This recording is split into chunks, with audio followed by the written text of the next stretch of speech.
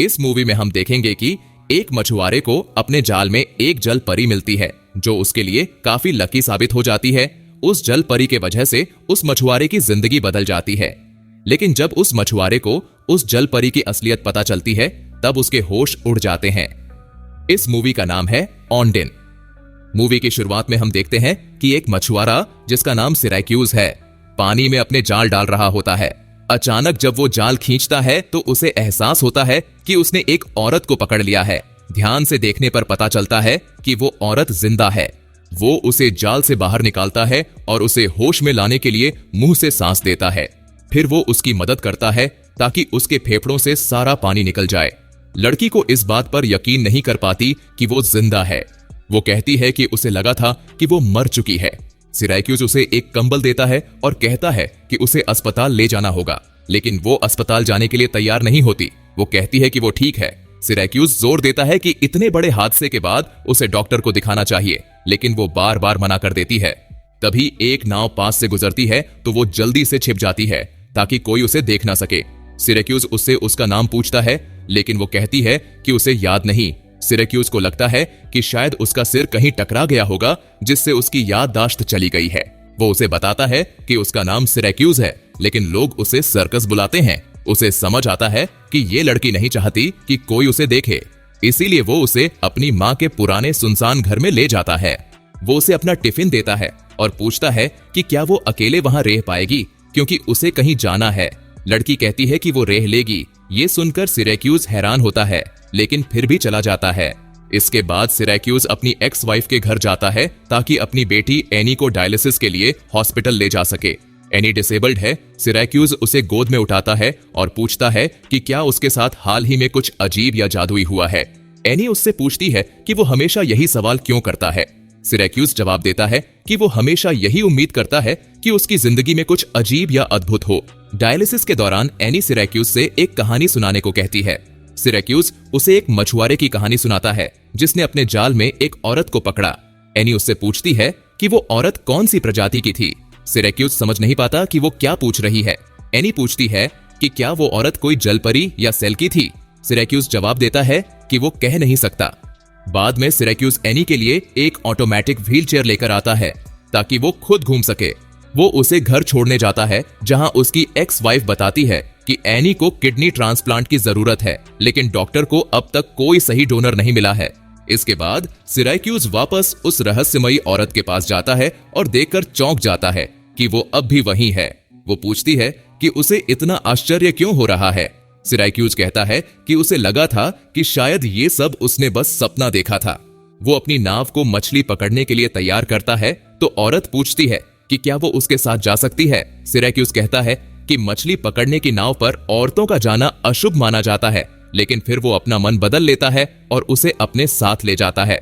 सिरैक्यूज हमेशा की तरह मछली पकड़ने में संघर्ष कर रहा होता है। वो औरत से पूछता है कि क्या अब उसे अपना नाम याद है। वो कहती है कि वो उसे ऑनडाइन बुला सकता है। सिरैक्यूज पूछता है कि इसका क्या मतलब है। वो जवाब देती है कि ये एक ऐसी औरत का नाम है जो समंदर से आई थी। फिर वो एक अनजान भाषा में एक खूबसूरत गाना गाने लगती है। जैसे ही वो गाना गाती है, सिरैक्यूज अपना जाल खींचता है और देखता है कि इस बार उसने कुछ लॉबस्टर पकड़ लिए हैं। उसे ये अजीब लगता है। वो फिर से एक और जाल पानी में डालता है, लेकिन इस बार वो खाली निकलता है। फिर वो ऑनडाइन से गाने के लिए कहता है। जैसे ही वो गाना गाती है, वो जाल पानी में फेंकता है और जब निकालता है तो उसमें कई लॉबस्टर फंसे होते हैं। उसे समझ आता है कि वो उसके लिए लकी है। वो उसे लॉबस्टर के पंजे बांधना सिखाता है। वो पूछती है कि क्या उसे हमेशा इतने लॉबस्टर मिलते हैं। वो जवाब देता है कि ऐसा बहुत कम होता है।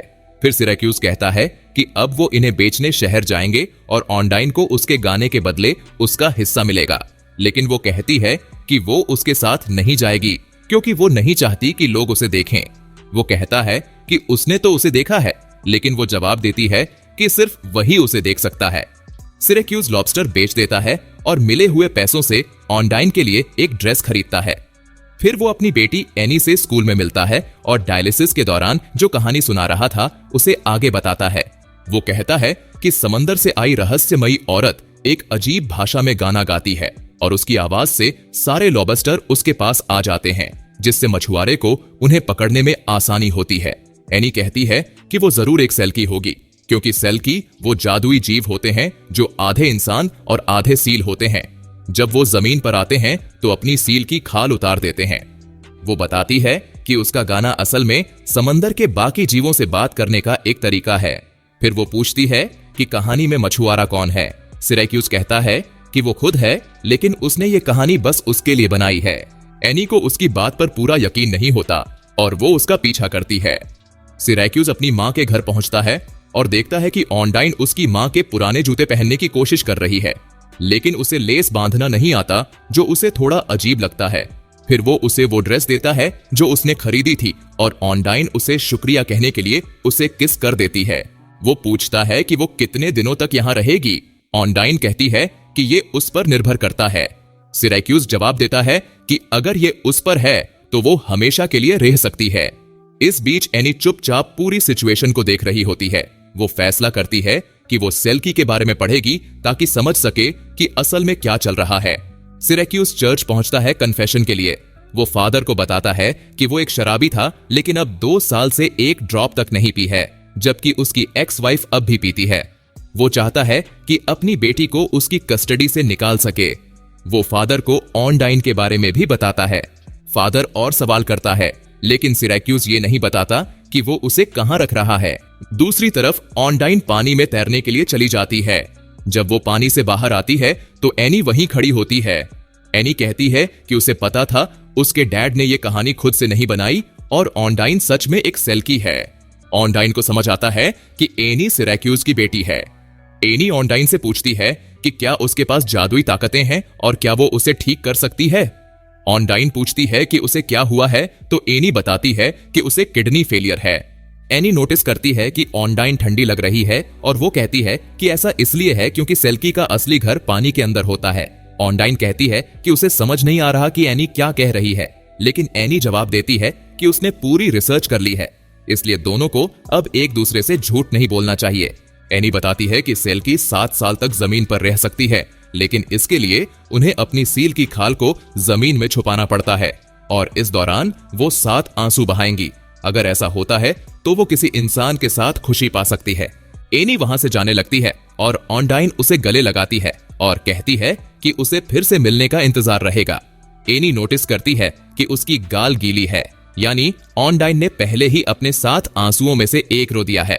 इस बीच सिरैक्यूज लाइब्रेरी जाता है सेल्की पर किताबें लेने, लेकिन उसे पता चलता है कि एनी ने पहले ही सारी बुक्स इश्यू करवा ली हैं। सिरैक्यूज ऑनडाइन को फिर से मछलियां पकड़ने ले जाने का ऑफर देता है। ऑनडाइन कहती है कि वो तभी चलेगी जब सिरैक्यूज प्रॉमिस करेगा कि उसके अलावा कोई उसे नहीं देखेगा। सिरैक्यूज प्रॉमिस करता है। जब वो मछलियां पकड़ रहे होते हैं तो फिशिंग पेट्रोल की बोट पास से गुजरती है और ऑनडाइन छुप जाती है। ऑनडाइन फिर से गाना गाती है और सिरैक्यूज को ढेर सारी सैल्मन मछलियां मिलती हैं। फिशिंग पेट्रोल के लोग सिरैक्यूज की बोट पर चढ़ जाते हैं, ये देखने के लिए कि उसने इतनी सारी सैल्मन कैसे पकड़ ली। वे उसकी नेट को चेक करते हैं और तभी उनकी नजर ऑनडाइन पर पड़ती है, जो छुप रही थी। वो कहते हैं कि यहाँ एक लड़की है। सिरैक्यूज पूछता है कि क्या ये गैरकानूनी है, तो वो जवाब देते हैं कि नहीं, लेकिन ये थोड़ा अजीब जरूर है। वो फिर चले जाते हैं, लेकिन ऑनडाइन समझ जाती है कि अब लोग इस बारे में बातें करेंगे तो छुपने का कोई फायदा नहीं है। सिरैक्यूज ऑनडाइन को लेकर शहर पहुंचता है और सब लोग उसे घूरने लगते हैं। वो ऑनडाइन से कहता है कि ये एक छोटा शहर है और यहाँ इतनी खूबसूरत लड़की बहुत कम देखने को मिलती है। वो उसे शॉपिंग कराने ले जाता है और जब वो कपड़े ट्राई कर रही होती है तब बाहर भीड़ इकट्ठी हो जाती है। इस बीच सिरैक्यूज और एनी डिस्कस करते हैं कि उसने ऑनडाइन को सील रॉक के पास पाया था और ये लॉजिकली सही लगता है, क्योंकि अगर वो सेल्की है तो वही उसका सही ठिकाना होगा। फिर हम देखते हैं एनी और ऑनडाइन पुराने घर में होते हैं। जब एनी बताती है कि उसे तैरना नहीं आता, ऑनडाइन उसे सिखाने का फैसला करती है, लेकिन जब वो सिखा रही होती है तब उसे पानी में कुछ दिखता है। वो फौरन एनी को पानी से निकालती है और खुद अंदर जाकर उस चीज को उठाती है। एनी पूछती है कि क्या ये उसकी सील कोट यानी कि खाल है। ऑनडाइन तुरंत हाँ कह देती है। वो कहती है कि इसे जमीन में गाड़ देना चाहिए ताकि वो 7 साल तक जमीन पर रह सके।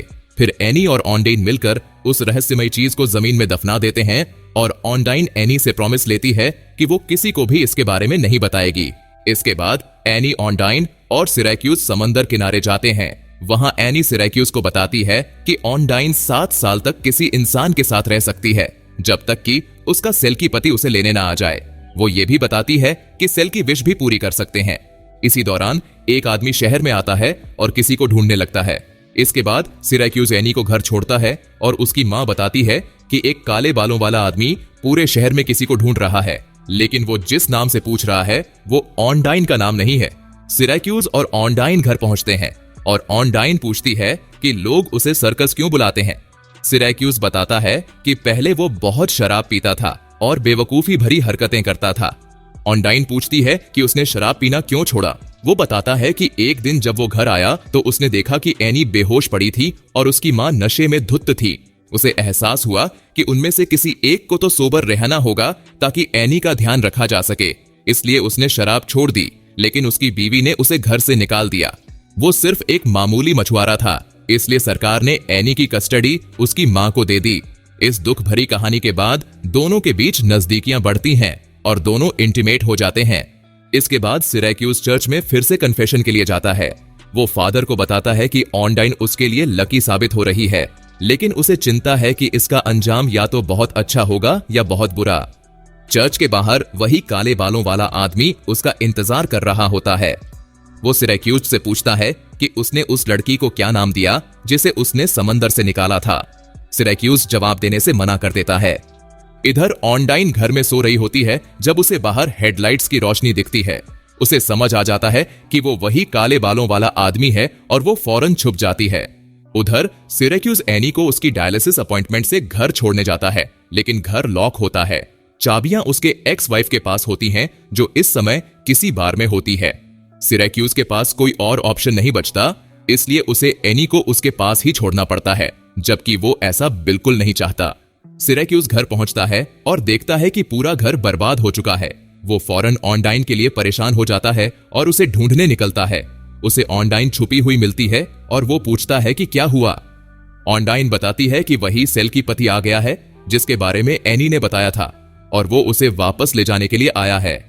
सिराक्यूज मजाक में कहता है कि अगर ऑनडाइन सच में विश पूरी कर सकती है तो क्यों नहीं वो विश मांग ले कि वो आदमी चला जाए। इसके बजाय ऑनडाइन विश मांगती है कि एनी अब बीमार ना रहे। सिराक्यूज भी एक विश मांगता है कि ऑनडाइन हमेशा उसके साथ रहे। दूसरी तरफ एनी की मां उसे घर लेकर जा रही होती है, लेकिन वो नशे में होती है और उसकी कार एक दूसरी गाड़ी से टकरा जाती है। ये गाड़ी उसी काले बालों वाले आदमी की होती है। एक्सीडेंट में एनी की मां का बॉयफ्रेंड एलेक्स विंडशील्ड से बाहर उड़कर गिर जाता है और उसकी मौत हो जाती है। सिराक्यूज और ऑनडाइन एक्सीडेंट की जगह पहुंचते हैं और सिराक्यूज भागकर अपनी बेटी को देखने जाता है। हॉस्पिटल में डॉक्टर बताता है कि एलेक्स के पास डोनर कार्ड था और हैरानी की बात यह है कि वो एनी के लिए टिश्यू मैच भी है। इस वजह से वे किडनी ट्रांसप्लांट करवाने का फैसला करते हैं। इस बीच ऑनडाइन की मुलाकात उस काले बालों वाले आदमी से होती है और बातचीत से पता चलता है कि दोनों किसी गैर कानूनी काम में फंसे हुए हैं।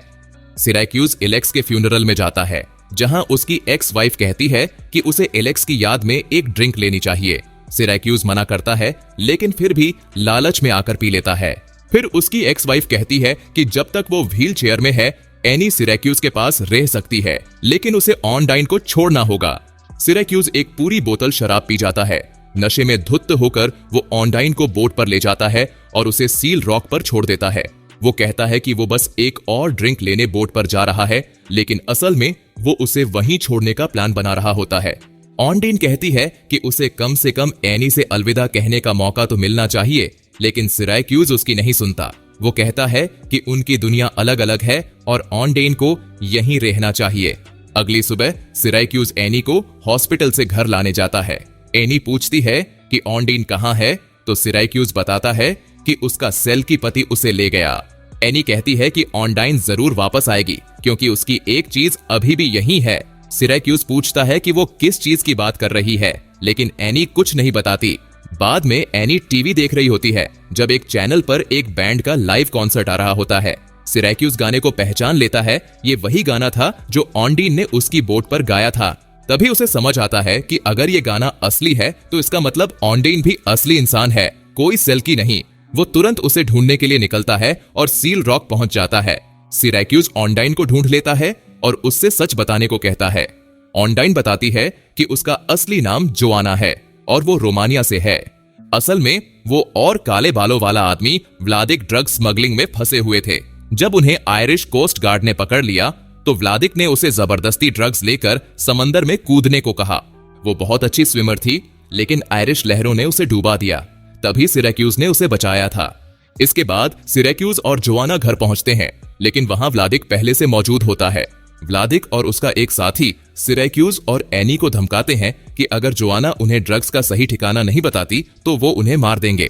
जोआना उन्हें वहां ले जाती है जहां उसने ड्रग्स छुपाए थे, लेकिन वो वहां से गायब होते हैं।